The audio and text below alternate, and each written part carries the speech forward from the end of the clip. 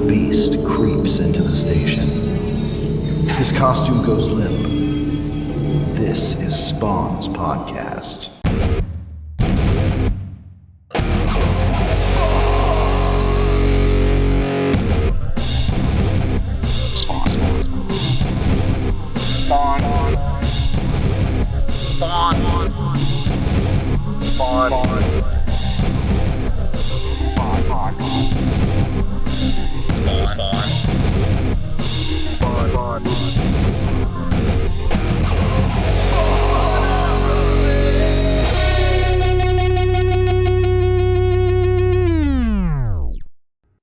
Welcome back, Hellspawn, to another episode of Spawnography. I'm your host, Pierce Leiden, pronouns they, them, here with George Marston, pronouns they, them, or she, her.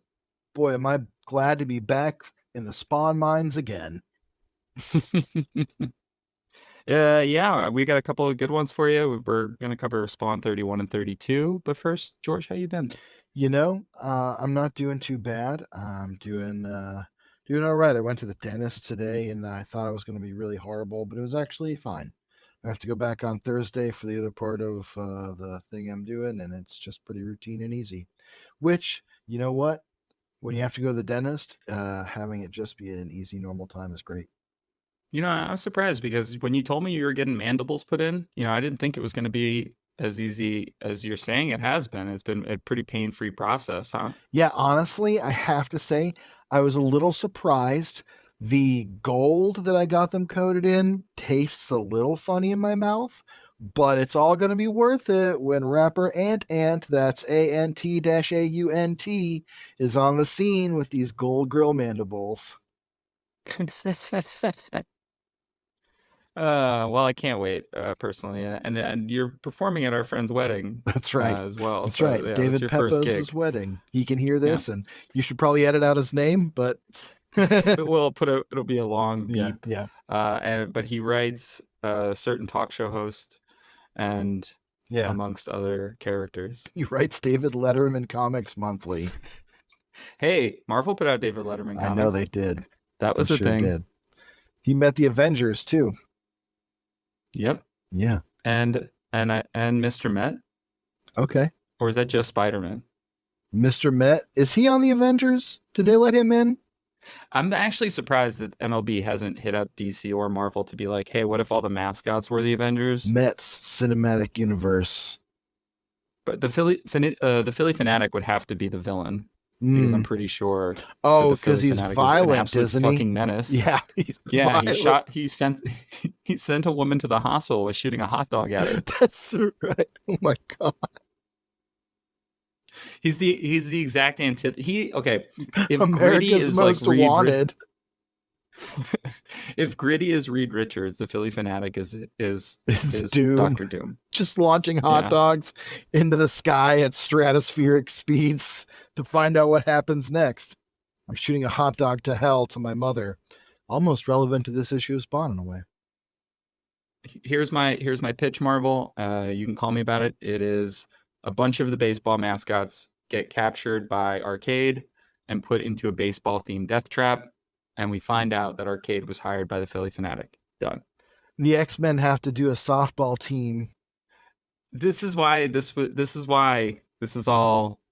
You're just, it's just too sad that Joe Q is not in charge, because he'd probably be like, I know, that's not a bad idea. We got to get in touch with these baseball people. I tried to get in touch with baseball people once for one of my jobs. It wasn't about a comic book. It was to get a chef to throw out the first pitch at a San Francisco Giants game, because he used to say to me all the time, I don't think he liked me very much. Or he was just very confused by me because I was like 23 and weird. But he really liked baseball, and he said if I wasn't a chef, I'd be a shortstop. So he's like the chef version of Todd McFarlane. I was about to say the Todd McFarlane of food. Yeah. Todd McFoodland. Thomas Teller. Even the same first name. No, Thomas. What did I say? Oh, I said same first name because I was thinking Tom and Todd. Wow. It's, man, I guess the dentist went to my head a little more than I thought. I think we can get into it. We got a lot to talk about in these two. Yeah, they're pretty good. I think. So I'm going to get right into the credits, and then I want to get into the first cover. Kick it off. We are solidly in the Greg Capullo era. and we're happy to be here. Yeah. So this is Spawn number 31. It is titled The Homecoming. Story by Todd McFarlane. Art by Greg Capullo and Todd McFarlane. Copy editor and letters by Tom Warzakowski. Color by Steve Oliff and Ollie Optics. Ollie Optics is Tracy Anderson, Breck Blackford, Albert Calleros, Stacy Cox, Kathy Ennis, Patty Stratton Jordan, Jennifer McFadden, Marie St. Clair, Quinn Suplee, the best name in comics, Christ Wolf, Natus, and Michael Jeremiah. Okay. Dedicated to Tom Palmer. Are you familiar with Tom Palmer? I am, because sadly I wrote his obituary when he died a couple years ago for Newsarama. Tom Palmer, fantastic inker and I believe cover artist, primarily known for his fantastic work inking Gene Colan, kind of the master of inking Gene Colan. They're one of those penciler inker pairings that has a very well regarded reputation, and rightly so. And interestingly enough, today we record these a little early. I did just read the first issue of the Marvel series Blood Hunt. I won't talk about it, but I think based on our timeline, you probably can. Yeah, well, I'll just say that it involves, if you aren't already familiar with it, it involves characters from Dracula and stuff like that. So, just kind of relevant to Gene Colan. Not the hunt. It has nothing to do with the hunt for Red October. Not in this case. I think that will be the sequel. Blood Hunt for Red October.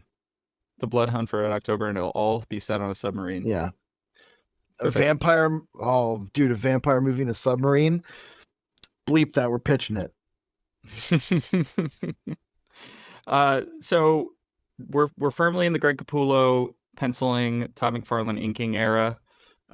This is where we're going to live for a while, and I'm happy to be here, and I'm happy to be covering, as we can see from the cover, our friend and yours, Redeemer, aka Anti-Spawn, but not exactly the Anti-Spawn that we met back in episode of our show would be episode 9. Right. But issues 16 to 18 with Grant Morrison. That was a great arc, and I remember it well. I think it's funny here that there's a couple things that set the Redeemer will meet later on in issue 31 apart from the Anti-Spawn.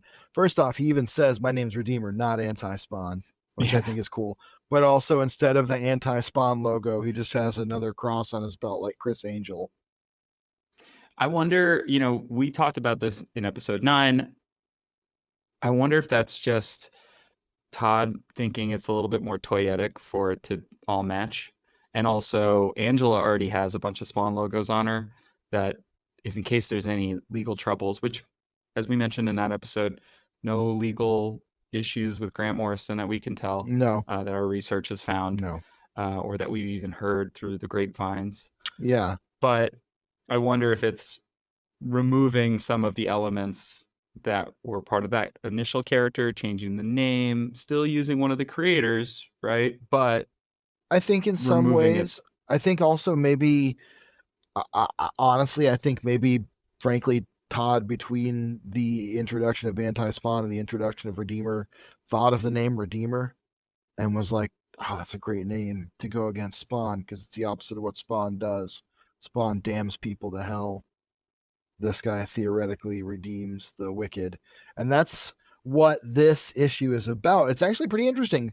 Spawn Homecoming, which was absolutely ripped off for Spider-Man Homecoming. Todd McFarlane should get some money for that one, if I'm being honest. So he finally gets home from the Deep South, which is where he said he was, the Deep South. That's where I live. Yeah. And so he's back in the alley again. I'm honestly a little surprised that neither of these was called No Sleep Till Brooklyn, because that is definitely part of the plot here, is that Spawn basically walks all the way back to his alley for safety and meets up with a couple of his buds and then just totally crashes, which is kind of like what happens when you get home from a long con, big long weekend at NYCC. You kind of just get back, say hello to your buds, and you fall asleep in your pile of trash. I love this opening page. We're seeing, we had seen that Morrison and Capullo, when working together, moved away from the big Todd first splash page. However, here we get Todd writing, and We don't get a big splash page, which is kind of nice. I will We say get we only get 3 panels. that is true. This is a bit of a copy and paste job. Yeah. And they shuffle around, but I kind of like it. To me, it's sort of like him rocking back and forth. Yeah, I didn't mind it. It's fine. Like, Yeah, I think it's get it. cool. I like the storytelling of it. The copy paste is a little obvious, but I don't necessarily hate it. It's something that's happened before in Spawn, and I'm sure it'll happen again. And yeah, I do think that's exactly what it is. It's him rocking back and forth in the train because he's riding the subway because he didn't want to teleport home. We learned that earlier that he didn't want to spend the energy to teleport out of Alabama, where he had 2 back-to-back horrible misadventures, like Flannery O'Connor level Southern tragedies, like 2 in a row. Yeah, and again, interestingly, he still did use his powers for other stuff. Just stupid or worse stuff. Arguably not as good of a use of his powers Yeah. in some cases. Although, in a weird way, this arc on Blake Whitlow, who does the Spawn reading order Mhm. Google Doc that a lot of folks reference on Reddit and on all over the internet, kind of calls these 4 issues together Spawn Across America. That makes sense. It is sort of the end of the road trip here. He's been to heaven. He's been to Alabama, so hell. He's now back in New York City. I live in Georgia, so I can throw shade on Alabama all I want. I hate them. I hate South Carolina. I'll take Roll stances on Tide? this. No, don't say that. I live in The Dog Pound? That's right. I'm broadcasting live from the DAWG Pound of Athens, Georgia, which is the home of the intense rival school of Alabama. I have been yelled at by so many Alabama frat boys. On this first page, also, as he's riding the train home, Spawn is thinking about how he fucked up when he was back home last with Wanda, who he terrified, his widow. He terrified her by spawning out on these guys who were threatening her. And that was a big part of one of the last stories, was the fear that Spawn instills in people and how that reflects back both on people he doesn't want it to and how it affects people he's trying to scare, and how in both ways he's kind of using fear as a totally misguided weapon. Yeah, he doesn't have a lot of control over it because of what he looks like, Yeah. both in his costume and outside of it. In a world, I guess, where there are world famous government assassins and cyborg mafia enforcers. Yeah. Yeah, I guess he is pretty scary. Like any sort of young blood, quote unquote, Yeah. is something to be feared. Well, they seem pretty comfortable killing people. I mean, I'm going to go ahead and preface that statement by saying I haven't read Youngblood. The only experience I have with that is Chapel, another world famous assassin who supposedly killed Spawn. We'll learn the retcon of that later. They were expecting him to kill Spawn. They were expecting him to just murder people, and they know that he's a killer. So on some level, it's not like the boys, but on some level, they're kind of known for being a little bit destructive of the world around them, and that's why Spawn seems to plausibly be a Youngblood for so long. But here he gets off the train and he heads home, and he sees the his little throne, his little garbage throne, where Boots has propped his boots up on top as a sort of homage to their friend who's been missing so long. Boots and Bobby are hanging out, and Spawn jumps out and scares the shit out of them. But with the boots on his hands. With the boots on his hands. Boots on the hands, Spawn with the okay. Boots on the hands, Spawn with the okay. Cut that. No, I'm gonna keep it in and I'm gonna double it. I know you're true to your threats. So I know, because I tripled that other one. You sure did. That was, boy, I hope my mom heard that one. The Spawn jumps out, scares them with the boots on his hands. Obviously, if it was just Spawn, they wouldn't have been afraid at all. But Spawn with boots on his hands, that's a totally different kind of silhouette. It's like if your dog has ever reacted to seeing like a guy with his kids on his shoulders. Yeah. And I will say, I think we've noted this before, Capullo tends to draw Spawn with his mask on more. He does. I think he likes it. And he's got a harsher kind of vision of what that mask looks like. Spawn definitely looks a little bit more scary when Capullo draws him with the mask on. Mm-hmm. I think it's the way he draws his eyes specifically they have a very specific shape that They're very becomes angular.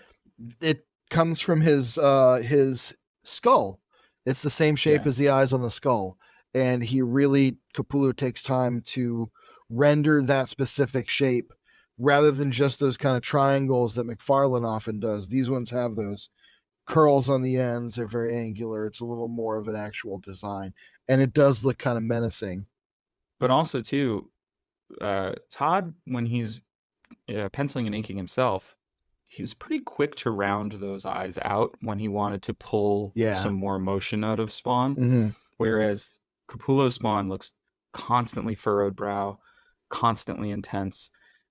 It's more, I mean, but Batman, like, and kind of Wolverine, He you know? has, the action figure Spawn face in almost every panel. Not in a way that's, negative. I don't mean that in the way that some people just draw one face over and over, but it's a stylistic choice to portray his face a Yeah. certain way. Like Which when is interesting. Go ahead. Sorry. I think we're going to point out the same thing, which is when he looked mean as hell while he's hugging his buddies, having a great time, and they're so happy to see him.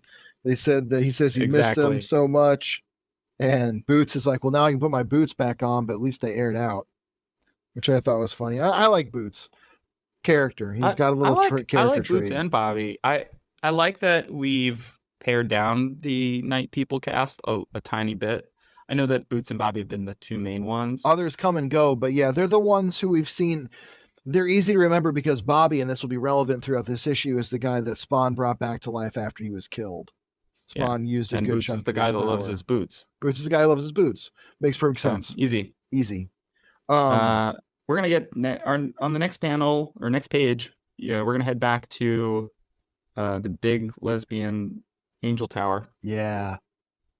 Yeah, we sure are. And we're gonna meet the new head of the Angel Tower. We find out in the Angela miniseries that Gabrielle has lost her job.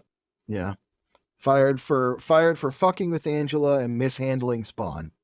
Right. And Miss Raphael is now in charge. She's got quite a look. I love it. She looks like Judy Jetson's mom. Well, I guess that's Jane Jetson. Wow. She looks like if Judy Jetson was a grandma. I've been watching the show Designing Women. No, that has blackface in it. Does it? Yes, you think it's going to be great until there's an episode where no, fucking Delta Burke in blackface. Never mind. Yeah. Stick with the Golden Girls. Yeah, of course. I've been watching the show Palm Royale, which is on Apple TV, has Kristen Wiig in it. It's like 1960s woman dysphoria, the show. And I just, long roundabout way of saying, I feel like having watched that in my personal headcanon reading these issues, Raphael is played by Allison Janney. Oh, that's pretty good. I was gonna say Tilda Swinton, but that's because I think that any spindly woman, any spindly being, could be like Tilda could probably play Violator. She could. I just was thinking she has this cheetah print and these like very dramatic eyes. She could really, she's great.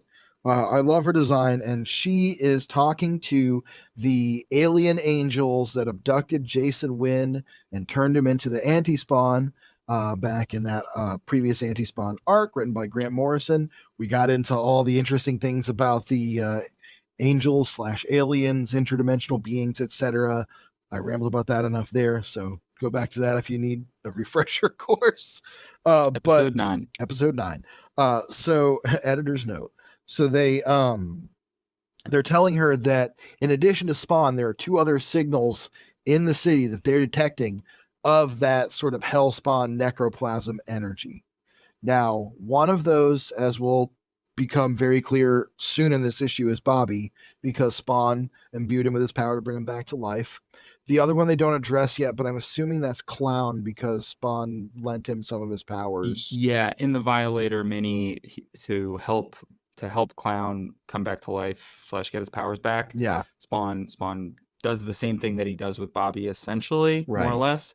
But in that, Clown says that he gives it all back. Right. But I think the idea is that what they say here also, what the angels point out, is that no hellspawn has ever shared their power in this way before, right, because they're usually too selfish with it because they don't want to die. And that's going to be a pretty important little plot point in these two issues as well. Right. The sort of inherent goodness of Al Simmons, which is something that we've been told a lot and that we don't always see. We see being well-meaning. Right. And I think the last two issues before this, we definitely see him trying to do the right thing. Right. They're definitely attempts at a certain kind of parable. And we're skirting around what happens in those issues, but you can go back and listen. They're kind of traumatic, very harrowing, Yeah, and they're frankly, pretty heavy. yeah, they're heavy enough. So yes, here we're getting those angels now prepping a new anti-spawn that is the Redeemer. The last time we saw the Redeemer or the anti-spawn, it was actually Jason Wynn, Spawn's old boss, who is ultimately the one who ordered the hit that killed him by his colleagues. The angels chose him as their weapon against Spawn. He failed. They decided to pour more heavenly fire, elemental fire into him to make him more powerful. Here we learn that Jason Wynn was not compatible with that process, but they have their own kind of angelic symbiote costume. We now see that the costume worn by Anti-Spawn, that's now the Redeemer, is just like Jason Wynn had been an Anti-Spawn himself in terms of his thematic place in the world. Now the costume itself has become a symbiote, much like Spawn's, which again is called a symbiont here, his living costume. Yeah. And one of the things that they conclude here is that whoever's going to be the next Redeemer or the first Redeemer has Right. to be a willing subject. They have to embrace the power of the fire itself. And to Raphael, she hears that and says, okay, so we just need to find somebody with a good soul. We need a good person. We can't just find somebody who is in opposition to Spawn. They must be in opposition to Spawn thematically. So, like they must Right. be on the side of heaven Spawn and was a good. killer. Al Simmons was Right. a world famous government assassin. So the person they pick is in fact a famous Good Samaritan. redeemed philanthropist, a guy who was Yeah. in jail, got out of jail and turned his life around and became a philanthropist and a good Samaritan who helped people throughout the city, and who, according to the text we get later, was sort of a political pawn in a failed mayoral bid by the previous mayor of the city. Yeah, Now, before we get there, we do get a page of Terry Fitzgerald hacking yes, before we get to unsuccessfully. hacking, I want to just mention we haven't talked too much about the art on these pages, but I love the way that symbiote, the Oh, Redeemer yeah, it looks symbiote, cool. is drawn. Looks very cool. Looks very cool. The posing of it is great. That whole page is cool. So yes, now Terry Fitzgerald is hacking the planet, or trying to, because he is in need of more of the most vital currency of the entire Spawn universe. Not Files. necroplasm. That's right. It's not heavenly fire. It's files. If you have files, you have whatever's in those files. And that's usually big secrets about someone. But George, you'll never believe this. It's unbelievable, actually. Okay. His entire file directory has been reclassified. What? No files? So his security clearance isn't enough to get even close to the secure data. All my apes gone. And that's never happened to him before. Now, so he doesn't realize that you can actually put 2 slurp juices on a file to get 2 files. So that's the joke that ages the worst in this entire podcast. That's right. His entire file it's wallet. already 3 years old. No, it's not. That can't be true. Time isn't that fast. I know you keep telling yourself that because you have so many apes, but I could still throw a perfect spiral, man. But yes, he's being denied the vital files, which would so easily clinch his investigation into Jason Wynn, who he's convinced has something to do with Spawn, with Al Simmons' death, with the mystery that's tying all of this together. This is one of the times where I am reminded that Todd McFarlane is writing this comic, because before this, it feels like we were saying that Grant was kind of yes-anding Todd a lot. Mm-hmm. And the first opening pages of this feel like Todd yes-anding Grant. Very much hey, so. I'm going to do a bunch of the stuff that you did, and I'm going to, keep moving through this. And then we get to files and nonsense, and like the opening, like, this won't help me find my murder conspiracy evidence. Like, oh boy, we don't. It's just like so I know that is a expository and little on the overwrought. nose. Come on, no, not again. This won't help me find my. It reads like a shit post. Like I Yeah, could put that on Blue Sky right now and get upvotes. um, but upvotes. It doesn't get too diverted by this, but also the point of what we're seeing here is that he can't hack his way any further. So what he has to do is initiate a transfer into Jason Wynn's department. So he's getting closer to right. Jason Wynn. It is moving the story along a little. It does get bogged down in that kind of like attempt at like we're back to like the narrative kind of just being there at all times here in a lot of pages. Yeah, Um, stuff that could be explained in a panel or two. Instead right. sometimes gets like a page or two, and that's when you start to notice, like, you start to see the seams a little bit, and you're like, I don't want to see that stuff, Todd. Like, just keep moving. It's also the least interesting part of, especially this issue, What I I'm think. noticing about it also, because there's even a more interesting follow up on this in the next issue where it's Terry talking to Wanda. What I'm noticing is the pacing drags down to a halt when it just gets frozen with captions. Yeah, And that's not anything against captions as a concept, but in this case of these issues in particular, and in the last few issues, anytime it's characters interacting and they're talking and there's a personality involved in that way, that works even better even than just when it's a character talking to themselves. Having yeah. someone to bounce off of in these cases makes the pacing move a lot faster. Yeah, Um, and the next two pages are a perfect example of that. As we cut back to the alley, we cut back to Spawn on his throne, catching up with the folks in the alley, and there's a lot of dialogue on this page, but it does kind of reset the stage. I think Todd loves for any of these issues to be somebody's first, and so what would usually be the first page of the book kind of shows up a few pages later here. this is a more elegant version, I think, in some ways, of what we've seen before. This isn't exactly him sitting down with Cagliostro, who will show up again in this arc, and having Cagliostro just be like, well, here's your whole backstory in order again. This is Yeah, at least him having a conversation. Some of Spawn's adventures are summed up very quickly, just with single referential panels that show like Angela, the kid, and one of the Klans members from the last couple issues and the Angela arc, summing up in one page or a double page spread, basically, not only where Spawn has been and what he's been up to remind the readers, no pages of overall explanation, and then also to set up the fact that hey, Spawn's back in the alley. Anybody who's been hanging around, let them know I'm back, and then I mean business.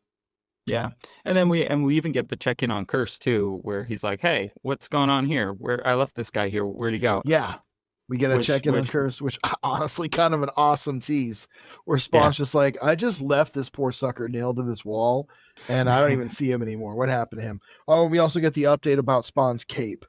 The mask, right, I just noticed the mask comes off here as well.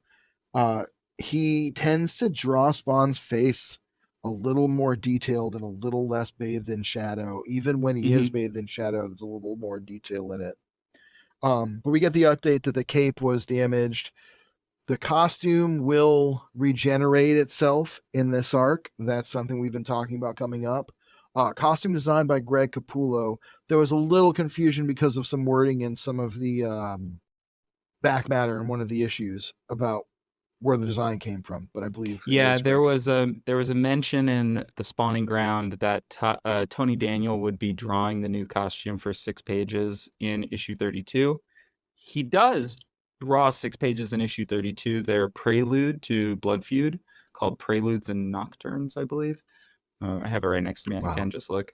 But is it called that? I now need to know. that's the Sandman Oh yeah, story. they are called that. It's called yeah, Blood Feud, Preludes and Nocturnes. Okay. That's going to be a mini series that it directly follows this arc. Right. So we will cover it. We're going to cover those 6 pages when we cover that arc. But it did make it seem like Tony Daniel was designing the costume, and I'm pretty certain that that's not the case. We probably could have pretty easily figured this out by now, but that's okay. We're fuck it. We'll do it live. So yeah, we get the check in. Everything catches up in these 2 pages that are honestly a little more interesting because he's also yucking it up with his pals, and he's Yeah. kind of checking back in with the alley. Um, Next, we meet the guy who's going to be the new Redeemer. We see what we said before. He works in a soup kitchen. He's turned his life around, dedicated it to God. He's now abducted by the angels who blast him with nuclear fire. And we see this wicked panel on the bottom of the page where he's getting blasted with fire of his body basically just disintegrating, like his face close up, getting melted, his eyes and his teeth. It's awesome. Yeah. It's super fun. It's a weird, like I think I've said this before, but Todd kind of follows the Chris Claremont school of, if you're going to give somebody a first and last name, there Right. something terrible is probably going to happen to them. Right. Like even the night people don't tend to get too much um No, characterization, and they tend to just have one name. We do get that Vietnam vet, right, during the that's last true. Redeemer arc or Mhm. anti-spawn arc, but that was under Grant Morrison's pen, and I think Grant Morrison for the most part spares them. We don't see Dipper again to my Right. knowledge, or at least not right now. So Phil Timper, though, he's That's in the the, name of the new Redeemer, and he is being ripped apart at the seams. also looked it up. That is not the name of any NHL player. Great. So So he was probably like a coach or anyway. Oh, no, looked it up. Phil no, Timper is okay, just the name. okay, So great. Gotta love that. Probably Todd McFarlane's next door neighbor when he was a kid or something. mhm. Um, But this is a cool page. I like the pages with the angels because it just shows you that parallel with the Malbolgia ripping apart Al Simmons and putting him back together with necroplasm. They're doing the exact same thing with the elemental fire to this guy, and it's not any less painful and it's not any kinder Yeah. just because he's supposedly a follower of God rather than someone whose deeds further evil on the earth. Uh, I really just I still I like the concept. I like how that's how a lot of the angels are portrayed, and I like the Redeemer slash anti spawn as a character and a concept. I think Redeemer makes so much sense because, like, the armor of God is such a thing. I grew up in a very Right? Yeah, evangelical household, and I remember the full yeah, armor you of get, God, the sword of, sword of the yeah, spirit. Yeah, all that. It's extremely, it's extremely violent. And the Bible in general is extremely violent. And yeah. That Old so, Testament and of course the crucifixion and yeah, exactly. And I mean, even the Book of and Revelations Revelations. is, Yeah. so I kind of like that Todd is not picking a side here. Todd's whole thing is like, hey, be decent, right? That's something we hear from him time and time Hmm. again in the letters columns. So in terms of trying to figure out his like moral bent, I think he's just like, be nice to people because there's no reason not to. But when I look at good and evil, I kind of see six of one and a half dozen of the other. The other thing that I think is interesting, and we'll get into this more in the next issue, where we meet Mary, Mm-hmm. is that when we actually do learn what Todd seems to think is a good person, it's someone who's very selfless. And that's going to come into play here through this whole thing, because what's going to happen is one of Spawn's friends is going to come under fire again, literally. Yeah. But before we get to that, we have another 2 pages here. One is Talking Heads talking about Phil Temper. We've got the CNN lady basically just reporting that there was a mysterious light. Authorities think it might be related to Spawn, and somehow also connected to the disappearance of Phil Who is Temper. the volunteer of the year, which is not Yes. a, well, so I thought that wasn't a thing that you could be until I realized that this, I run a lot of like races in New York City, and New York Roadrunners does have a volunteer of the year award if you volunteer at a lot of So races. So I'm sure people give this those is out. realistic. That I don't know that the mayor cares about it, but or that the news cares No, about it, but I guess but we do learn. Yeah, no, but you're right. But it can be a thing. Um, we get the first canonically character and gay character in Spawn, the yep. newscaster, slagging on the cops, NYC cops, based, saying that they don't have an idea what's going on with the disappearance of Phil Temper. And then finally we get the reactionary guy who is now on KRDF 68 viewers forum. So he's on the He's like on public access, right? editorial show of a public access, like this is basically the letters column of public TV, and he's saying that there's got to be some conspiracy here because Phil Temper was again used as a political pawn in the previous mayoral race. Yeah. And he's saying that he was used as a political pawn and then cast aside. Nobody cares what happened to him now, so of course they can't find it. The talking heads are always good because it gives us a little bit of an idea what people might think, and also again it fills in a little bit of backstory for Phil Temper. Not totally sure why we couldn't have just seen like a panel of him getting a key to the city, and then like the reactionary guy saying how that didn't matter, and then like there's a way to intersperse these You're never things. gonna get just like one of these people from Todd. Yeah. I don't think. Like I think we've seen just one of them show up before in someone else's script. In the last Redeemer arc, we see two of them that then transitions it because remember famously anti-queer writer Grant Morrison does not use the E-News newscaster. And then it transitions from just the two talking heads to one of them being on TV. Two great bands, Erasure and Talking Heads. Wow. Anyway, so yeah, we get the check-in with them. It's fine. I'm always fine with the Talking Heads. I like the next page a little better because we get Sam and Twitch, and I like them more. This page in particular, boy, honestly, I guess like it's kind of endearing, but at the same time, I want to trigger warning this a little bit for like fat phobia and body shaming. Like I don't always remember to like throw those out there, but this one, Sam and Twitch are at the gym, and Twitch is saying he's never seen that many digits on a scale as Sam is happily weighing himself. Sam is saying that nothing could ruin this day, not even the fact that, as Twitch points out, he's cut back to only a dozen donuts a day. I'm gonna say this. Yeah. These are two body positive kings. Oh, I agree that the drawings are great. I actually really like I like that they're depicting Sam's body. I just don't necessarily like that every time is a joke about him being super duper fat and eating. That's fair. I don't necessarily want those things to be together, but I think that I do like seeing Sam's body here. I like the way it's rendered. I don't think there's necessarily anything hateful in the drawing of his body. His face is a little doofy, but I think that's he's got real of his Fred Flintstone if he was a real person face, and it's the third panel specifically. I want him to be like, "Hey, Barney." Yes. He looks like he's like, "Hey, Barney." Yeah. Like he looks like he just smoked a big blunt of that old fashioned Stone Age. Second half of this page rules though. I think it does because the colors are sick. Go ahead. And the colors are good. It is, Chief Banks getting the little letter from Sam and Twitch, really from Sam, not really Twitch. Twitch is not really as involved in this plot. He's there for Sam's a little more diabolical. Yeah.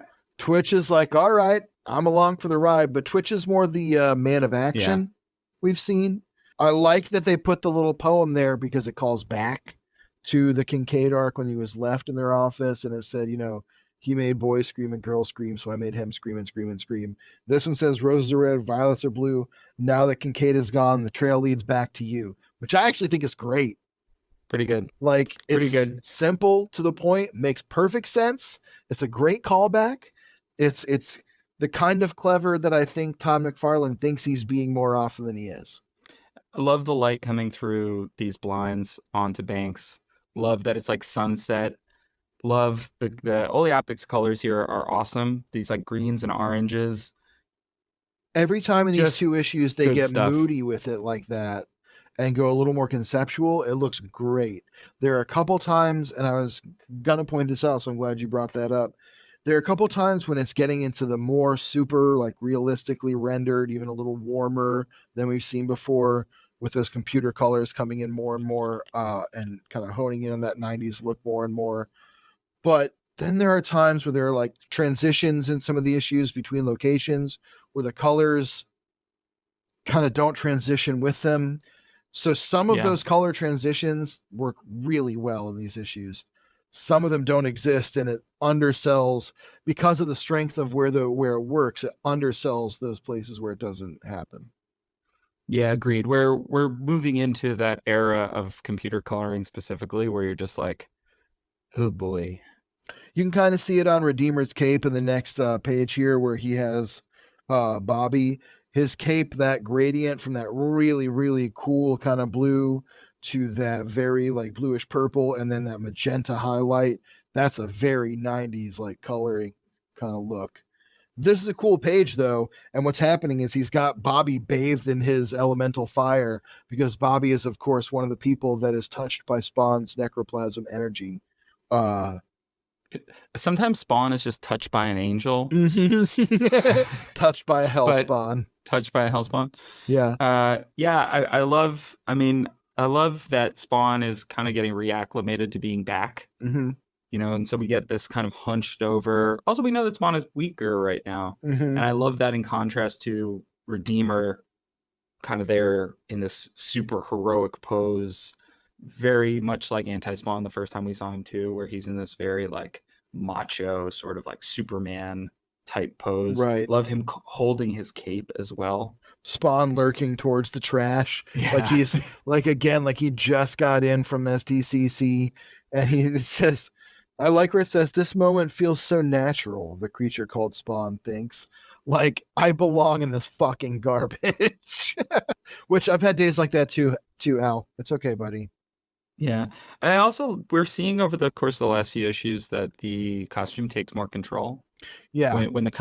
And also that uh that Al does not resist it. That he, oh, it's sort of speaking to me in its way, so I'm going to go with it, as opposed to being like, what is it doing? He's Which learning its signals more and more.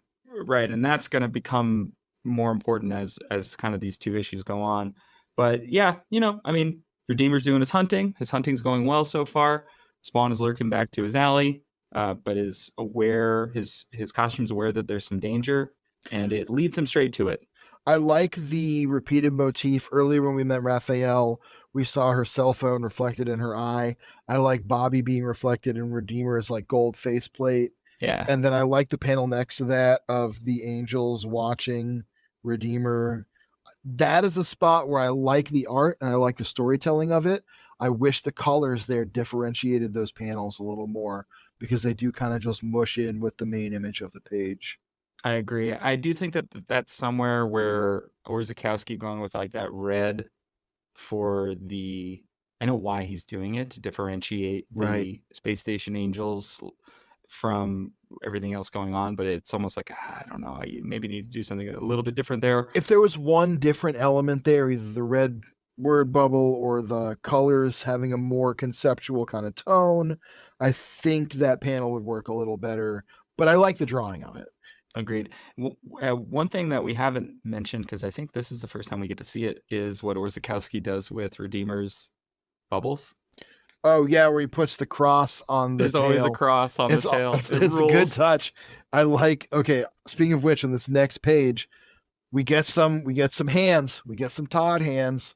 It's been a little while. We got those big Spawn claws up front where he's saying like back away from Bobby, and then the Redeemer, that panel of Redeemer, like with his hands gripped around Bobby's face and Bobby shrieking and like all glowing, the sparks coming off of them both, Spawn leaping towards them. So dope. Good stuff. So dope. Good stuff. But Redeemer just kind of is like, dude, you're not even on my level right now. And just backhands. He's like, Spawn away. Your costume is weak. I must break you. But you know, Spawn's not gonna let his friend die, but he just gets backhanded again. And again, and this is kind of what we saw in the last time we saw Anti-Spawn kind of kick Spawn's ass at first, until Spawn sort of figured it out. There's one of him leaping in on this page with a panel at the top of him leaping in with his hand outstretched, chains taking the place of the border of his cape, cape shreds all flying out everywhere, where he says, I said release him. Yeah, That's it's really cool. good. And then the panel right below that, the inset of Bobby all bathed in the like fire and his face peeking out, and Redeemer just blasting a cannon of angelic fire through Spawn's chest cavity, and then the bottom panel of Spawn just laying there with the gaping green oozing hole. That whole sequence in that page, fucking sick. Yep. That is like a peak Spawn page. That is a Spawn page I would hang on my wall. I love it. And then what happens kind of on the next page with the colors specifically, we go with really simple backgrounds with just that purple as sort of the, Redeemer has teleported away at this point, but the purple sort of lingers as like it's the effects of this fight. I really like the storytelling and the coloring there. I also like it as, Spawn's got a giant green hole through him, and we all know that purple and green work really well together. So And it simplifies the background of that big bottom panel. So what's happening here is Spawn's got this hole blasted through him, but he explains that it's the same hole he had in him since Curse blasted him a little while ago. The costume just grew over it because he didn't want to bother healing since he didn't have to. He let Redeemer blast him in the same hole, thinking it would give him an angle to ambush, but the costume's too weak. That said, that's where that purple really comes in handy, is in that big bottom triangle panel of all the night people in kind of shades of blue, which is something we've seen like people cast in those shades uh, throughout these issues. It looks really good. It's another one of those movie coloring choices. And the cape, the shreds of the cape flailing out in all directions, it really stands out nicely on that purple. Whereas if it was a bunch of like different hot colors, it makes that simple purple or simple red of the cape really pop and show like it's still the size that it was. It's just all tattered. It's a great shot. Which leads us to the next page where one of my favorite elements returns, the good old power meter. Power meter. As Spawn's costume comes back to life hours after his cape freaked out in the alley and everybody ran away because, they all run away and Al is like, run, it can't tell who's friend and foe. Like we said, he's getting more in touch with it. They all flee, leave Al laying in the alley for hours in his tattered costume. And love that panel of him in the alley. It's great. That is a dope panel. Just great inking, great kind of not totally flat, but very simple colors. Yep. Really works. We see the power meter. We see the costume regenerating itself. He says, it says the first hints of life comes hours later. The costume begins to move, to grow, to breathe. We get the Spawn 2.0 costume. We don't quite see it yet, but we get these sort of like, you know how in the Batman movies, they would always have like cowl, cape, utility belt, butt check, exactly, nipple action, cod piece, right? It's that same vibe here, where we're seeing the cape, the spikes, the skulls, the chains, his claws, his eyes, all coming back to life. Yeah, and then the costume lives again, which the alleyway thing for comics before this, I'd always, especially with a costume, would think of Spider-Man No More. Right? The costume in the alleyway is usually, we're done, we're out. Right? And for Spawn, it's completely opposite because that's where he lives. That's his home. Right. And so that is a good parallel. That's a good point. I like that. So I think that's really fun. And I like this ending page where it's just the silhouette of the costume. You can just see his knee. You can see that one big boot. You can see the bats flying out all around him. I love that Spawn is mostly in shadow. So McFarlane and you gotta buy one more issue. That's true, but what I was gonna say is I like the artistic choice of having the bats rendered against the silhouette of Spawn. Oh yeah. It's just, man, what a cool fucking page. Another one. Honestly, the line art alone, like the coloring on this page is great. It's great in a lot of pages in this, but the line art alone on this issue, you're really seeing it come together. You're really seeing the power of the Capullo McFarlane team start to gel, and it's great. Man, I'm loving seeing a lot of these pages where the action's getting a little crisper and cleaner. There are a few less panels that don't need to be there to sell the like momentous way to the action. It's Yeah. just really working for me. I'm loving it. All right, and that's going to lead us to Spawn number 32. Appearances, story by Todd McFarlane, art by Greg Capullo and Todd McFarlane, copy editor and letters by Tom Warzakowski, color by Steve Olif and Oleoptics. A special thanks to Kevin Conrad and Julia Simmons, dedicated to my wife, Wanda. My wife, Wanda. So who is that? We're going to open up with a really cool page. Oh, yeah. It's been a little while since we got a Spawn Cape splash page. And this one I like because it is setting the new era of Spawn's Cape. Whereas before it was all big triangle shapes. For a while now, it's going to be these big rags, these big shredded, kind of writhing mass of, rags. I love the look, and I love this drawing of him scaling the Angel's Tower.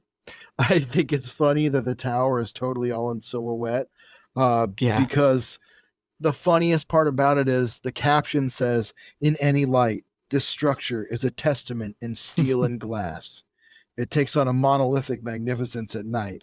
So I like this caption because it sets up why we're seeing this crystal tower in a big silhouette. It says it takes on this monolithic shape in the night, and that really fits it in with the churches that we've seen Spawn cling to in a lot of ways. Yeah, I really also like a page that starts with New York City and ends with heaven itself, because that's how I feel about the place I live. It's my favorite place. New York City. Do you have a shirt that says "I heart NY"? Have you heard of those? I have, except mine has a Spawn logo instead of a heart. That's awesome. Actually, would be really cool. That would be a Todd, great shirt. Let's do it. Todd, call us.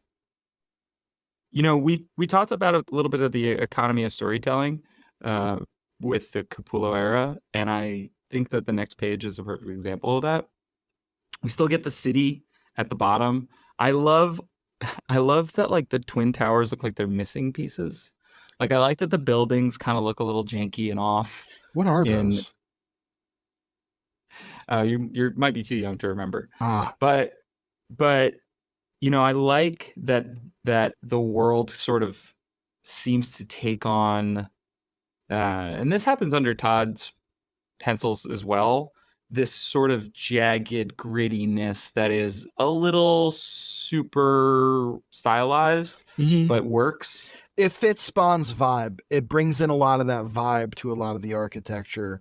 And it also fits with the vibe of Spawn's new costume, which is very asymmetrical, very jagged, a lot more spikes. And like, he almost looks thorny in some of these panels where he's crawling up the side of the building.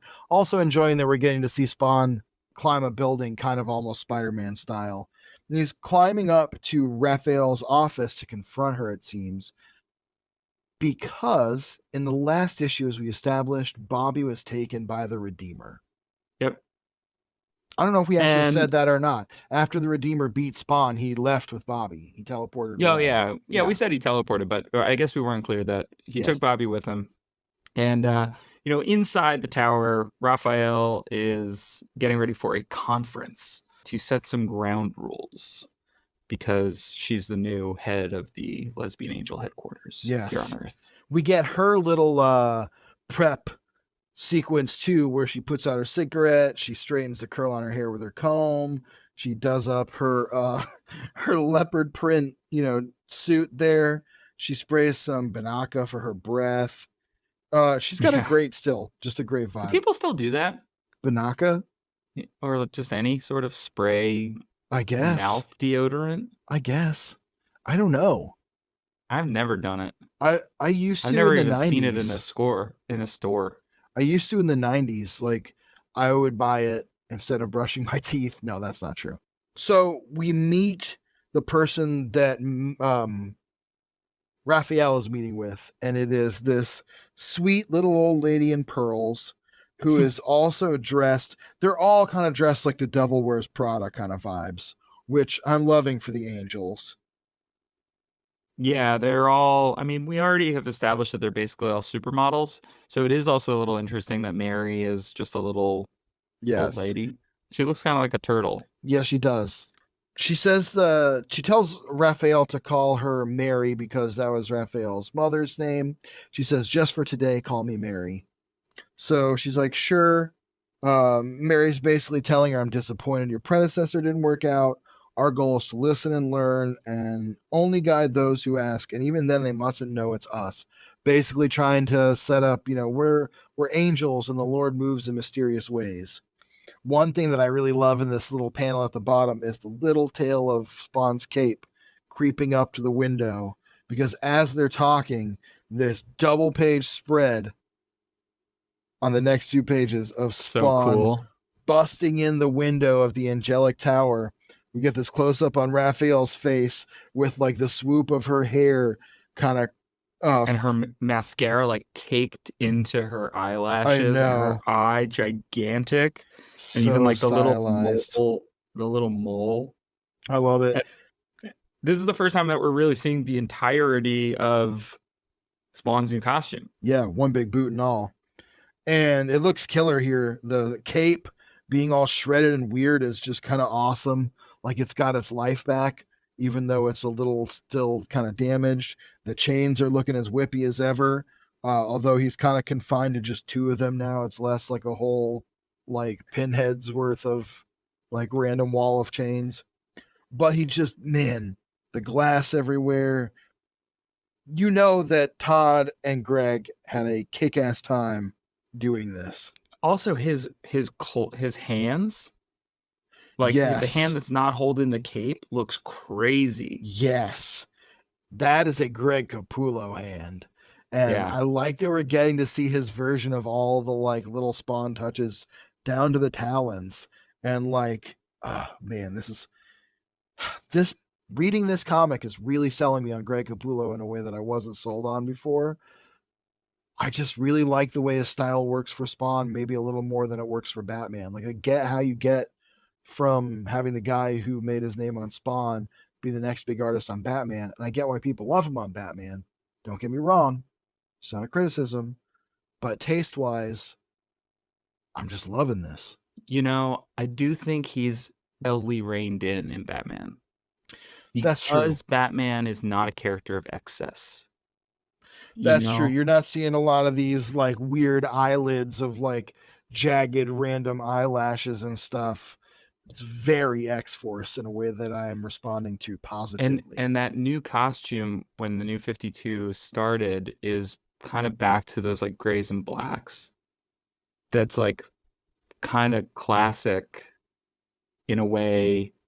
I would almost say that stuff like the Court of Owls being the villains was more, and Talon is like a little bit more designed in a way that I'm like, oh right, that's why you call Greg Capullo, like cool, like have him do a bunch of bird stuff on this guy. Cool. I mean, like I said, I get it. I get how you get there. I like his Spawn stuff a little more, and it's really selling me on him. Want to know what I'm excited for? His Wolverine. I hope it's going to be good. I want to see him draw a Wolverine fight Sabretooth. I just want to see. By the time that we even we'll know officially. We'll know a lot more probably. Yeah. But yeah, I I'm not going to derail us with a conversation about this, but I just am not pumped about any of the X-Men stuff right now. Just not an angle I'm psyched for. Back in Spawn's world, he is demanding the release of Bobby because he knows the Angels took him because he knows that Redeemer works with the Angels. He is flailing out with his cape, and Raphael is calling for the guards. Mary is saying violence from either side will not end our difficulties. And that's correct. She understands that if they just give Bobby back and stop doing violence on him, Spawn will stop doing any kind of violence here. But the guards show up and Spawn is cornered, so he grabs Mary. And he says, "Don't make me hurt Great her. Just give panel. me what I want." Great It panel. is. It's a great panel. And also, I love the detail of his cape turning to soup and just like dripping all over. Over his little barbed boot. Oh, Mm-hmm. it's so cool. Because it also says the costume goes limp when when he's touching Mary. The costume is going And we limp. rarely see the cape just drape over him like fabric would. We've seen it drippy before, but kind of like this, but like bleeding almost. But we've never seen it kind of act like actual fabric. And I Mm-hmm. think, oh man, I think Capullo really nails that. I think the other thing Capullo really nails that Todd does a lot is he loves to have a foreground, Mm-hmm. something in the foreground, just something With these happening. big angelic like guns shooting at or pointing at Spawn, I mean, they look who's like holding Mary. the Angel security guards look like they didn't get into X Force, and I think They that's fine. do. They oh wow, they really do. They look like a you know what they look like is they look like a combination of And Shatterstar and Cable, Strontium oh Dog right, from 2000 AD. Strontium Dog. Anyway, so Spawn is holding Mary hostage. The Angel guards are holding him at gunpoint with like the laser sights all over him. We get a quick yeah. flashback. Wait, George, I how did Spawn even know to go here? Never been here before. We're about to find out. We're about to find out. That's true. Because there's a flashback. Uh I really like the coloring on this flashback. I also really love the coloring on the next page, but starting here, what we get is Cagliostro confronting Spawn, telling him, "I see you're still trying to learn. You might need this," and hands him the address of the Angel's Tower. So, I have a question for you. Yes. Not the first time he's gotten a blank card. No, but this one's not blank. Well, It it is at is blank at first. first. That's Now, right. did Todd forget that he got the first blank card? Or is this supposed No, I think they're all supposed to be different things. The other ones might show up later, maybe. also, Or maybe he lost so it. in the print version, the final caption is an address when he looked up Cagliostro was gone. Yeah, that's how it's spelled. Isn't it Cagliostro in It's both. really? Mm-hmm. Oh, well. I believe historically it's both. Or maybe they're adding Cagliostro to differentiate it a little bit from the. Oh, you know what? I think you're right. I think they did change it to an A after that first issue, his first appearance, where he appeared in. In number 9? Yes, because that was that was the one that was written by Neil Gaiman, and Neil Gaiman borrowed Cagliostro from history. Oh, you know what? I'm looking back at that issue. It's with an A. Is it? Okay. Oh wait, hold on. I'm so sorry. Not meaning to do this. Oh no, that's the digital edition. I think they probably fixed it. Yeah. So it is originally yes, okay. Legal rights. Cagliostro, and then they changed it to Cagliostro. And I think both of them come from a figure in medieval history. I'm sorry, I didn't mean to the name. get us bogged down. Yeah. Anyway, I could be totally wrong about the mythology thing too.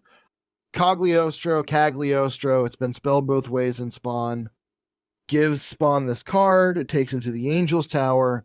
I love this panel where he's holding Mary hostage and we see the angels and their guards cowering on the other side of the room, and his green hand is all lit up.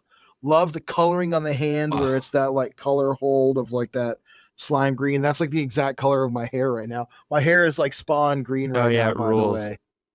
It's like a gradient of like bright green to dark green. It's the great thing about Spawn coloring green. there is that feels like 20 years before its time. I know that we see color holds like that every once in a while, but it's not often that we get to see, and this is the difference between computer coloring and what we had before that, where you're able to do this, where you're able to say like, oh, actually those inks are going to be like bioluminescent green. And they may have done it by just having by inking the negative instead of doing an actual color hold, but it looks like that color hold effect is the most important thing. It has that effect, which you see in modern comics constantly. It's like the key to modern comic Yeah. coloring is a line where color holds. It feels both very 80s and very like 2010s, 2020s because it's very kind of flat green conceptual colors and that goes throughout the page. But man, I just love that I panel. also want to call out that there's a ton of balance on this page. If you're going to do something kind of flashy there needs to be blacks on the page. And Todd is really coming into his own as like specifically as an inker. I think Mm-hmm. recognizes this. I love the next panel where there's so many silhouetted figures. I love how huge Spawn's cape is. So really Yes. showing us that he's getting back to his power level. We get another sort of green finger going on, but instead of that slime green color being there, the finger is black for the most part. Yeah. Uh, Boy, it's all good. And so Spawn is like, if you don't bring me Bobby, I'm going to hurt Mary. And he's kind of bluffing because his costume doesn't have as much power as it looks like it has. He's kind of making a show of it, but he's still, costume's kind of limp. And his power levels are kind of not quite back yet from having regenerated his costume and made his way over here. But they fall for his bluff, and Raphael orders Bobby to be brought back. yep. Before we even get there, though, we are going to get a little check in because one of the kind of running themes of, I think, this issue is that to break up the action a little bit, Todd's going to remind us of all the plot threads that are kind of going on.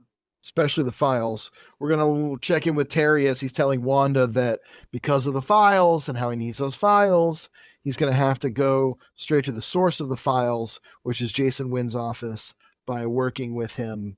And he tells her about the transfer he got for Yeah, himself. I love Maggie, the waitress, in the foreground on the top panel there.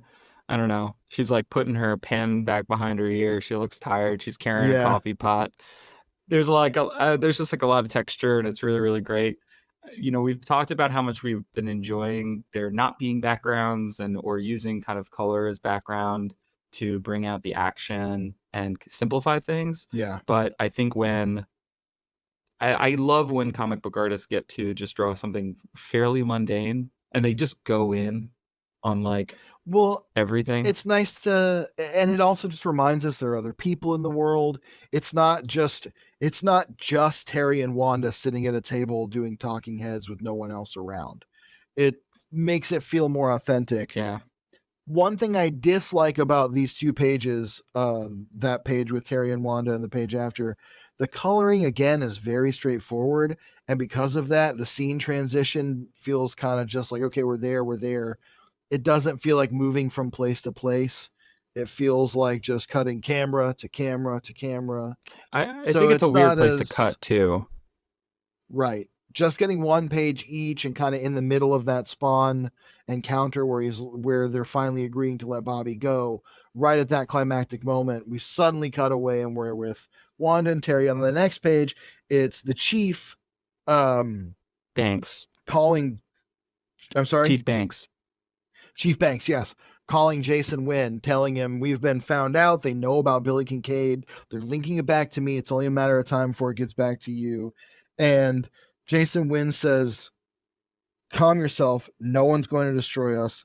And Chief Banks, who in this panel looks very much like R. Crumb, like almost specifically like R. Crumb, goes, are you crazy? Someone's linked us to Billy Kincaid. I really like this exchange where the chief is just totally losing it because he's not used to playing this level of like political games. And Jason Wynn, who is like supposed to be the ultimate operator, is just cool as a cucumber. Yeah. I mean, he's pissed. As we can see, he's like a dragon, right? With like the Yes. smoke kind of coming out of his nose. I love the quintessential Jason Wynn panel being with a giant window. I love it. Yes. I love it because now that we've seen it enough times, we just know as soon as we see the window, God, It's that's now what his it is. specific You office, know? right? It's not just a device anymore. Yeah. I also, yeah, he's exhaling smoke as he's saying, that someone named Spawn Give him a gave him these file. files, gave him the files, and the files had stuff that weren't supposed to be in other files. So yeah, we get those two little check-ins. Again, it's fine. It's a weird interlude, especially because we had the flashback to Cagliostro, 1 page back with Spawn, 2 pages with just other random shit. Which, it's moving the plot along. We're learning, Wanda is learning that Terry is taking this transfer, applying for it anyway. And Chief Banks and Jason Wynn are colluding about The the Billy Billy Kincaid murder, Kincaid yeah. case. Yes. And so it just comes in a weird spot. I think that this is again where you remember that Todd McFarlane's writing this and that it's not a more seasoned writer. I'm not going to say necessarily a good writer versus a bad writer, because I do think I've had a great time with these two issues. And I Yeah, think well written is different than well organized, if that makes sense. right. And I Yeah. think that some of the stuff here is great. Basically, Spawn is bluffing, and now he's bluffing again, but it says another bluff is all he has left. He's saying, I'm no one's puppet, period. I'll keep this simple. You got 5 seconds to tell me where my friend is. Otherwise, grandma here is going to be my proverbial eye for an eye. And then he's counting down from 5 to 1. And just as he is kind of starting to suck the life out of Mary with this like orb of energy, Raphael calls his bluff and says, okay, you win. Calls the orbital station to have Bobby released. They say they're not done with their test subject. We get this really cool shot of Bobby strapped into all their machinery. Like, that's just what a great, like, creepy body horror page, Super cool. And again, with the green of the page on the left, with the purples of the page on the right, just two pages really playing well together. It's great. And the red captions work, the red word bubbles for the angels work a lot better here. Oh, they're green I in also, mine. are they really? Yeah. Now there's an interesting little tidbit. How about Oh, that? wow. Your coloring That's is funny. kind of totally different. Whoa! Now there's a difference. My coloring is way more kind of muted. cool blue green. Yours is way more like a bright purple orangey. Now that's an interesting difference. Hey. How about that? I wonder why they did that. Yeah, I wonder why too. Interesting. I wonder if it's just a thing where with the compendiums they're going back and remixing everything. It's called computer colors anyway, so if It's very possible that we've missed other things that were remixed just sorry, because listeners. it didn't come up. Isn't that interesting? Well, it's still the same story, but that is an interesting difference in the compendium and the original print version. The page still looks cool, but I almost wish this one had that more kind of warm palette. I think it's better. Versus, I agree. But you can I see like that the one here. Like, go ahead. but you can see here that Warzikowski was like, "Oh, I can't do red." Yeah. So I'll just do green. I wonder if it was just because they wanted to have the red bubbles there. Yeah, maybe to keep it consistent, because it does make more sense. It is weird that it's suddenly green. You do kind of get it. And they're different enough. But the colors are different enough between those two pages that, like, I still think they'll work really well together, but that is a very interesting little difference. Anyway, I also like that it's just reminding us of the alien abduction angle of this angel stuff. And they finally let Bobby go. Redeemer shows up with him, and Bobby is begging for help. And he's like naked. Poor guy. I know. It's actually kind of terrifying. Like, you naked and afraid for real. So Redeemer and Spawn are about to fight. The angels are telling Spawn it's way too late. You've already broken the treaty between heaven and hell by invading this space, which is supposed to be a neutral ground. And Redeemer is going to blast the living crap out of you. But just as Redeemer is jumping in for the fight, the costume comes alive again. It's fully rejuvenated. He allows the costume, acting on its own, to grab Bobby and take him away from Redeemer.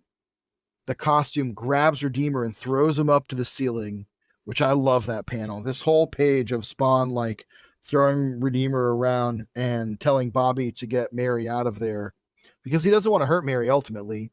He Yeah, doesn't he want never Bobby to did. get hurt. And that's like No, such an he never important did. detail.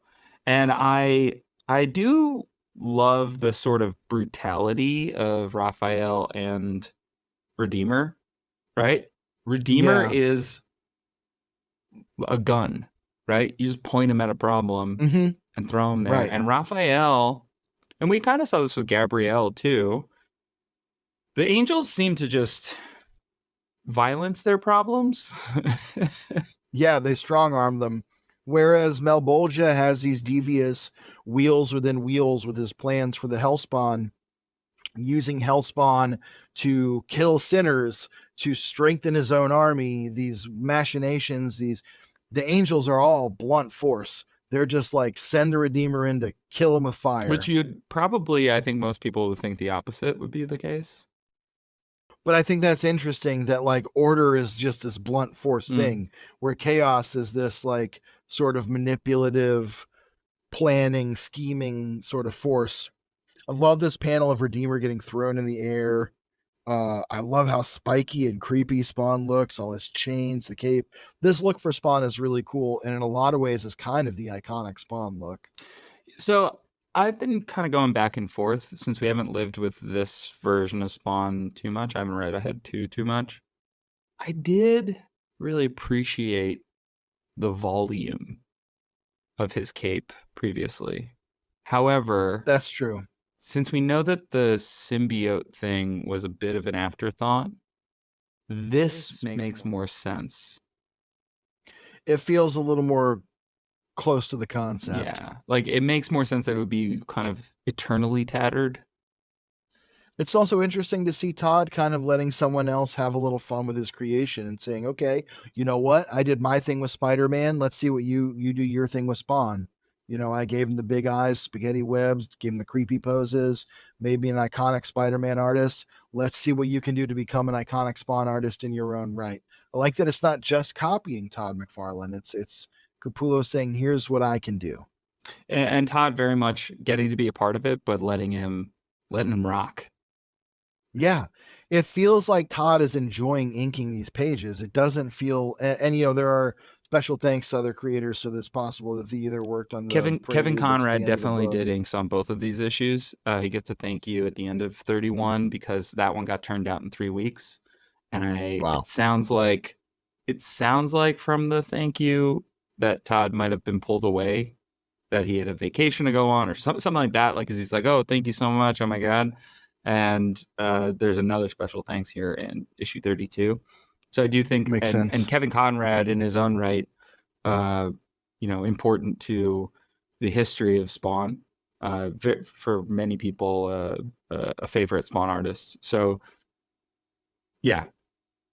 Yeah, absolutely. And I like that it's not just Todd, like somehow, you know, quote, correcting Capullo's rendering of Spawn or something. You know, he's not turning it back to a house style that he created for himself. It's not Kurt Swan doing Jack Kirby's Superman faces.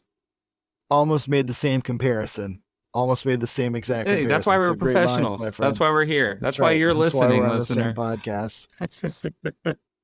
Cutting back to Spawn here, Spawn cuts off Redeemer's arm to keep him from getting back to Bobby, and it just starts erupting, you know, heavenly fire. It basically just is indiscriminate in its destruction. It's like blasting a straight line through the wall. And I love that Mary's just standing there.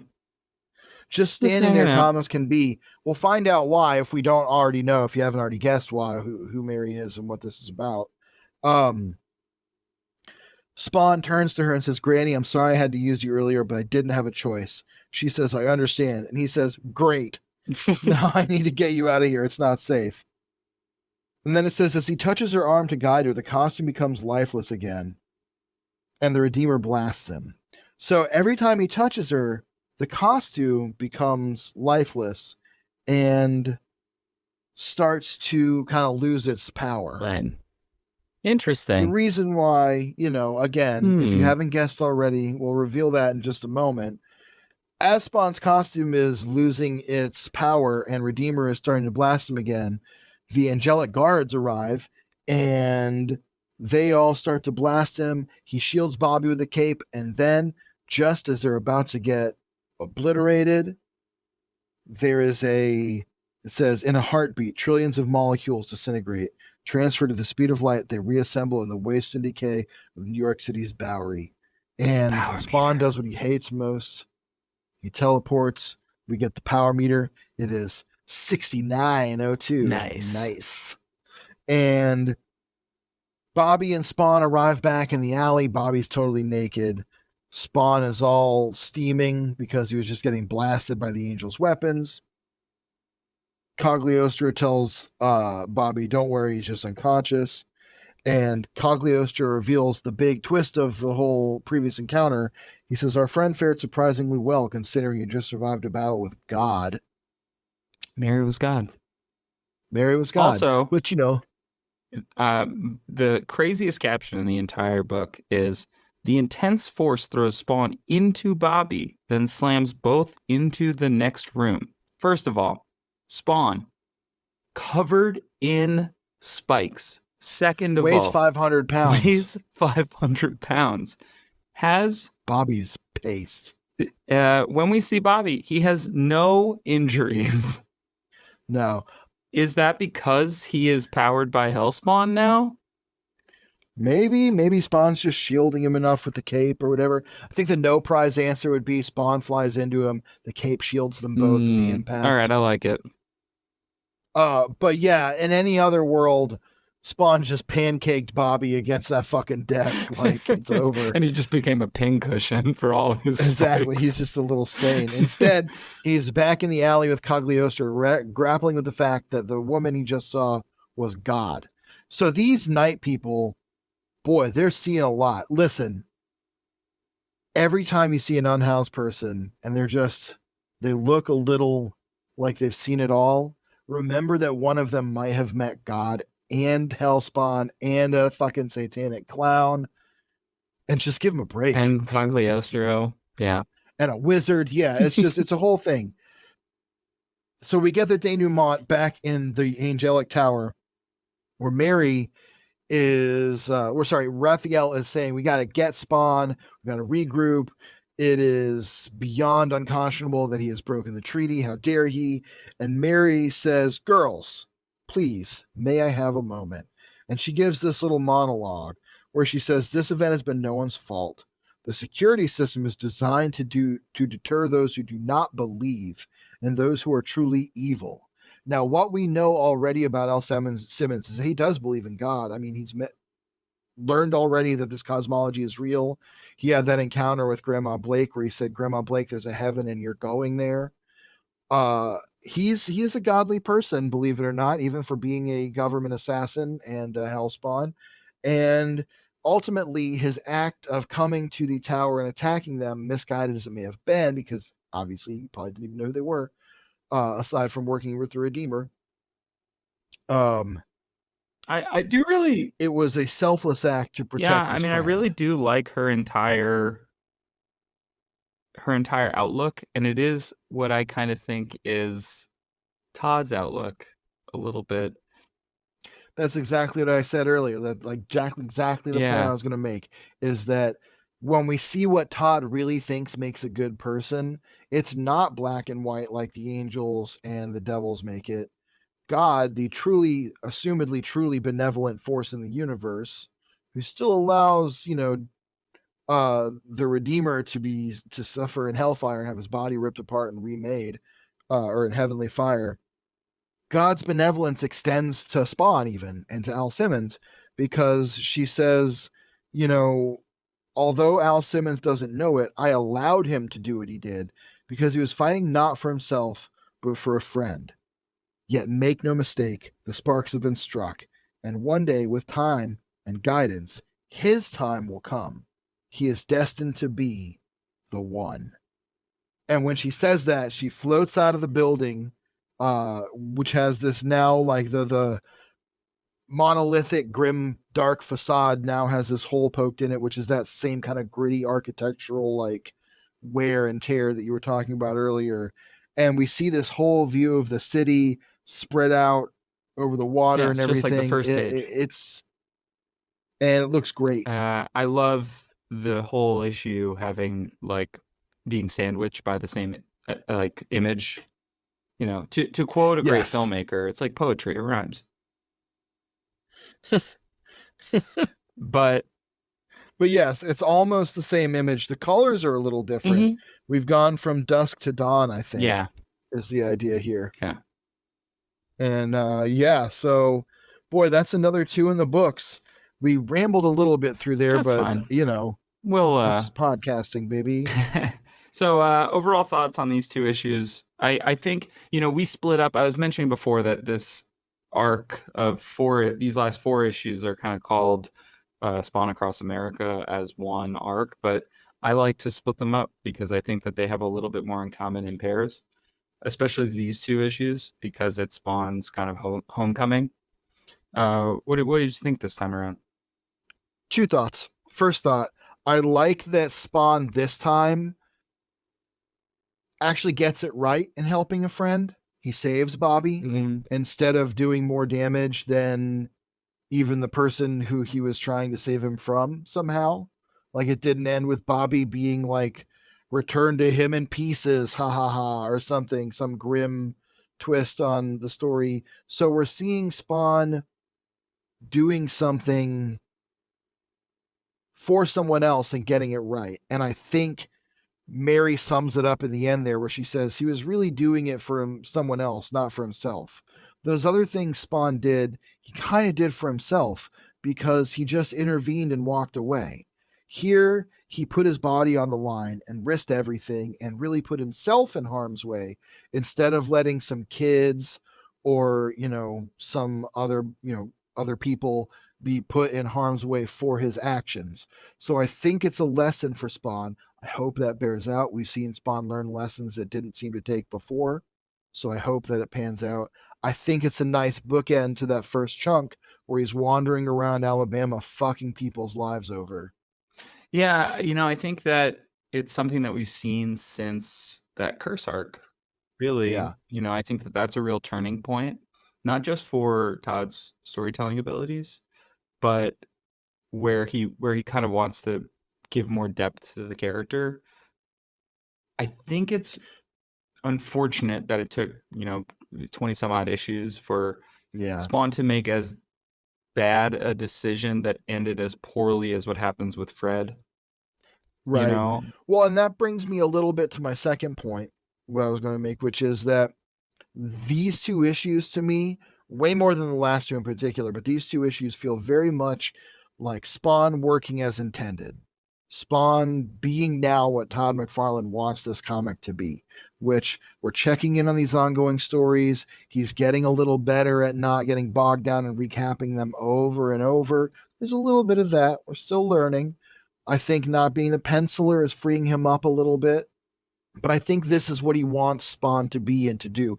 And I think there's a point you made earlier about Todd really picking up a baton and kind of yes-anding Grant Morrison in these issues that I think is something Todd needs to be a better writer.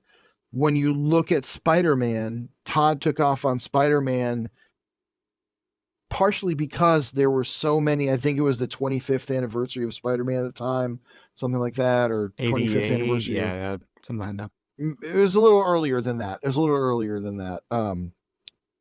But around there, it was around that 25th anniversary time, I guess, that he was coming in and taking over Spider-Man and learning to write it. And he had 25, 30 maybe years at that point of comics to draw on and stories to draw on that have been created and mythos to build from. And now he has some other stuff to build from, the Coco Swiss. Coco Swiss. He's got Grant Morrison's arc. He's got some mythology to build on and go, oh, okay, now I can start building on that like I did with Spider-Man and the history that Spider-Man had in a way that I had to try and establish history for Spawn before. So it did take like 20 issues to get there, but now I think that Todd is trying to get into the actual like moral question of Spawn more and more and trying to find that interesting question of morality that I think has been there since the beginning in these comics. We've talked about it at great length, how how easy and how hard it is to judge certain aspects of Todd McFarlane's belief system and morality based on Spawn. And I think it's finally coming to a point where he's able to start peppering in some of these things that he actually thinks are relevant to like making Spawn more than just a cape. Agreed. And I think also to making Spawn more than just some of his parts, right? I think that we've said enough. Oh, he's Batman mixed with Spider-Man with like a little bit of Ghost Rider, Doctor Strange's Yeah, cape, and he's just sort of this amalgam of a bunch of stuff. But it doesn't feel like he necessarily has anything in the earliest issues that is specific to him. I think that right. he is still lacking a true villain, but we're getting there. Redeemer doesn't die, you One know? of the more interesting ones yet, too, both in terms of like his power level to fight Spawn. He has that whole backup of a whole mythos the same way Spawn does. A stronger character than if we had just gotten like a fifth or sixth Mafia cyborg. Yeah, thank God. And even though Jason Wynn does play into this and that's still not been resolved, at least the gears are turning about well, Sam and Twitch's role in this, Chief Banks's role in this now. We're seeing characters get brought closer together slowly. So, you know, even Terry Fitzgerald getting a job with Jason Wynn now, what's that going to lead to? Yeah, we're starting to see some of the actual outcome of what's in those files rather than just Spawn going around going, have some files, here's some files, have some files, have some more files. Files are Right? the currency of Spawn. We're starting to see the wheels moving towards their payoff Right. more than just them being continually brought back as a I'm device. also finding it a lot easier to be a fan of Al. I like to be on his side now because the Yeah. decisions that he makes sort of have started to make sense. When he doesn't help Fred, I hate him because he's Right. able to help him, and I understand why the other night people are like, "Thought you were better than this, man." Yeah. But as we go on and he's changed his tune, I actually kind of love that as a just a plot point for his character. I love that he Well, says no because he doesn't want to be used because he is caught up in this thing that he didn't really ask for. And so it does it, you know, kind of the further that we go, it does start to make a little bit of sense. and now that I think about it, now that you point that out, we've now had Spawn have three Uncle Bens in his life, basically almost back to back. Like three moments where his inaction or the way he interacts with the situation leads to greater consequence that he didn't intend. And a little bit of that Spider-Man in there, you got to learn that responsibility that comes with the power. And that's kind of what we're finally seeing here. We see Mary point that out a little bit, that he's starting to get it. Cogliostro seeing him starting to get it. And I think that that is not an unintentional. I don't think it's meant to be like, see how I did a Spider-Man, but I don't think it's an unintentional like storytelling parallel in terms of like, the development of a character. Yeah. You know, I think a big thing, and this isn't just with twists, but it was storytelling in general, is that an audience doesn't want to find out something too soon that a character doesn't know, and they don't want to find Right. something that a character knows like too late, right? Because you find Right. it out too soon and you just think that the character is very stupid. How couldn't they have seen the thing that you already know? And if you find out too late, then you're like, that doesn't seem plausible. I don't really understand why couldn't I get from sort of Right. A to Z? That's not always the case. This is not always true, right? I think Watchmen's a perfect example of that. I did that 13 seconds ago or whatever it is, right? Where we don't really see Ozymandias do that stuff right away, but then it gets explained to us. And then we kind Well, of, that's its own mold breaking kind of of moment course, of too. course. Yeah. But I think what's been frustrating in Spawn has been that we sort of see the way forward because we know the story that he's in. And Right. in I don't think it was in trying to like break any sort of mold. It was in trying to be a little bit different than the other stuff that was out at the time there's a bit of a frustration with Al as a character because he is weirdly stagnant because he doesn't ever just accept the story that he's in. And we're Yeah. fine. And I think it's because Todd doesn't accept the story that he's in. He doesn't have a perfect sort of way forward for him. And we're starting to see it kind of come into shape. And it is what you're talking about, where he does have stuff to draw on now. He is able to be like, oh, maybe those angel guys are kind of cool. Like maybe I can do more stuff with those angels. Like that's kind of interesting. We don't know. And we leave things open now. It's just about leaving things a little bit open. We don't know what happens with Redeemer here. We don't know what's going to happen with the angels moving forward. We don't know. We just met God. Yeah. You know? Whoa. We already met Malbolgia. So in a way, this is almost the inverse of that, where like now both sides of the conflict have like really been set. And I think that's interesting. I hope that gives a little more room. I would like to see like the files stuff go from subplot to plot. I think that's going to happen soon just because I want to get it over with and get it out of the way. Like finally start cleaning up some of these ends that have been going on since Spawn number 1. And also too, Wanda decided a few issues ago that she was going to take I want to be more involved. She gets like 2 panels here where she didn't know what was going on because Terry didn't tell her, and we just saw the scene where he told her. Yeah, Yeah, it's he's making decisions on his own and stuff. yeah. So, there are moments where there are still growing pains, but it feels like the story and the storytelling is growing. Agreed. I mean, I think on the whole, and it's you were saying that going through these books is starting to make you a more of a Greg Capullo fan. Greg. Similarly, getting to talk about these books with you is making me appreciate. These are books that I've read, once or twice before, but getting to go through them with you has really brought up my appreciation of them as well. Absolutely. And sometimes maybe we get in the weeds on some of Yeah, these it's little okay. critical bits or whatever, but I think that's kind of the fun of comics. And I think that is for me what made me fall in love with comics and has continually made me fall in love with comics as a medium since I was a little kid is just those little moments. One panel in a comic that's like the coolest fucking drawing you've ever seen. So I sit there trying to copy it all day, drawing it because I just love the way the lines look.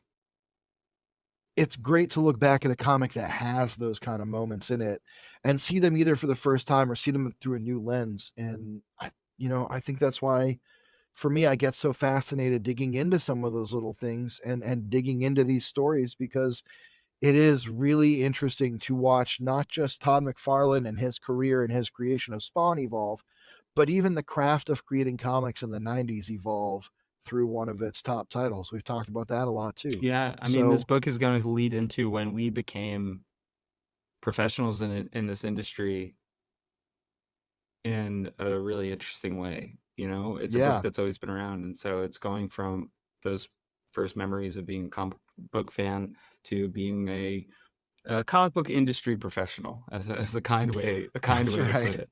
That's right. So I think that's really cool. Yeah, yeah. Well, next episode that's not an interview. We have got some stuff lined up, so I can't speak to exactly what the next episode will be. Next story episode will be Spawn Blood Feud. That is by Alan Moore and Tony Daniel. It's a 4-issue miniseries.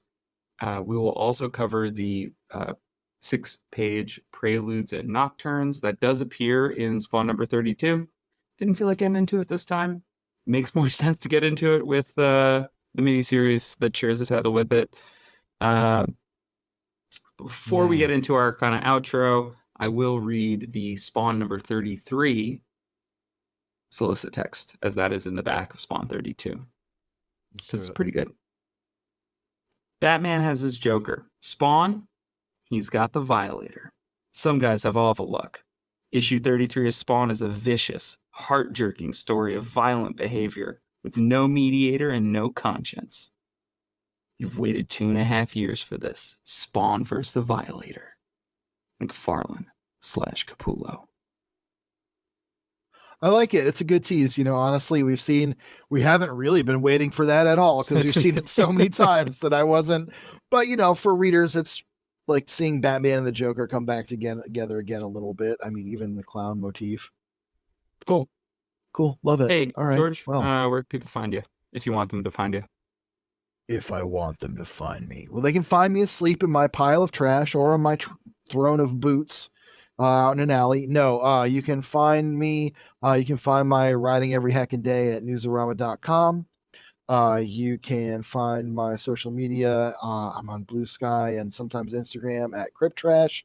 You can find. I did the music for this podcast. You can find my solo music on YouTube at Witch Crisis. You can find my band on Bandcamp at Hypersleep. I have a doom metal band, sci-fi doom metal band. And yeah, that's really it. If you can't find me at any of those places, you can't find me. Cool. Yeah, you can find some of my writing at Newsarama and Popverse and Comics XF.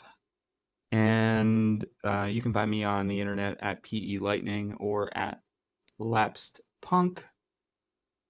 You can find Spawnography at Spawnography Pod on Twitter, at spawnography.bluesky.social. Whatever the hell on Blue Sky. We're pretty easy to find there. And at Spawnography on Instagram. I want to thank George for our theme music. I'd like to thank Blake Whitlow for the reading order that we use. And if you have any questions for us, you want to tell us we suck or that we're great, or you just want to say that we did something wrong or said something wrong, you can send us email at spawnographypod@gmail.com. I'm also in a band. We're called Power Trash. You can find us all the places where you find bands. Please rate, review, subscribe on Spotify, Apple Podcasts, whatever podcatcher you use. Really, really helps the show. It takes like 2 seconds. So until next time. Also, Oh wait, what? Real quick, one last note. Mhm. Thank you for doing all our editing and sound Oh, design. thank you so much. Don't want that to go uncredited. I have a lot of fun with that. So, appreciate it. Anyway, yes, of course. until next time, George. For Todd so loved the world, he gave his only begotten spawn. See you later, Hellspawn. Spawn!